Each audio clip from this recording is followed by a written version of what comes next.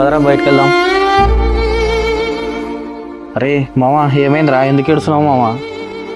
అరే మామ నీకేమైనా బాధ ఉంటే అమ్మ నాన్నకు చెప్పుకోరా, తీరుతుంది మామ. నిజంగానే బాధ తీరుతుందే మామ.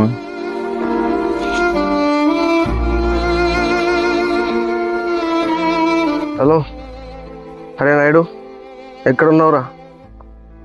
ఒకసారి మన ప్లేస్ దగ్గరికి రారా.